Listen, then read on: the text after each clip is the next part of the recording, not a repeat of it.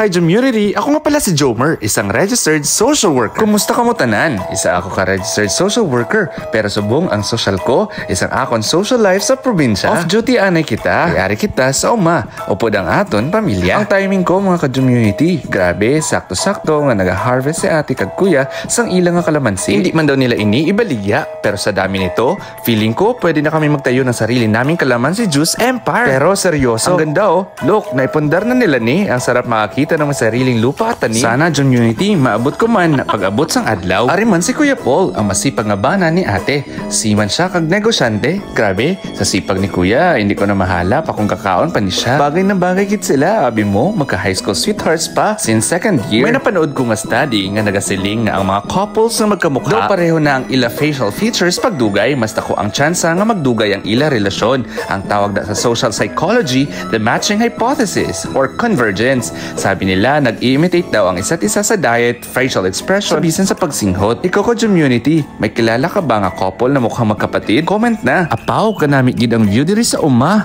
Kahayahay man. Pitas-pitas, grabe, nalibanggid ko community. Sa kadamo sang bunga, do Christmas tree sila tanawon.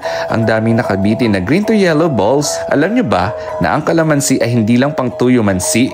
Ang balat pala nito ay ginagamit din sa aromatherapy at may antibacterial properties. So hindi lang siya masarap, pang malakas ang gamutan din. Pangarap ko talaga community ang magkaroon ng malawak na lupain, parang therapy na rin no. May research na nagsasabi na ang pagpundar ng assets like lupa o investment at an early age kahit maliit lang ay nakaka-improve talaga ng future self-continuity. Ibig sabihin, mas madali mong nakikita ang sarili mo na matagumpay sa hinaharap, kaya mas masipag ka ngayon. Imagine, pag abot ng 60s ko, isa na akong lolo na nagainom lang kape diri sa uma, wala nang stress, ay wala gali ko gainom sang kape.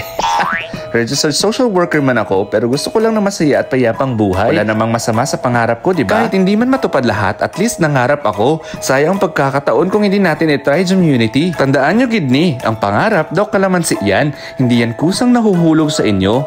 Kailangan nyo siyang pitasin, kaya magplano, magtrabaho, at higit sa lahat, mag-enjoy sa journey. Yan ang sekreto. Makukuha rin natin yan. Sige na community. Ano ang number 1 na bagay na gusto mong ipundar bago ka mag-30? I-comment mo na. Manan nyo bala na kung may dream o kung goal ka, mas dasig mo gid na sila maabot kung ginaisip mo, kaglabi na kung ginahimo mo. Gani, ari ako subong, nag-oobra sang vlog, pero ang isip ko, nagapundar na. Isang registered social worker ako, ang tinuod, hindi tanan ng employment, makabayad sang tanan mong pangarap. Labi na kung gusto mo gid ang financial freedom, kinanglan mo gid mag-extra, mag-invest, o kung magnegosyo para maglapaw ka sa survival mode. Gani, importante gid ang financial literacy.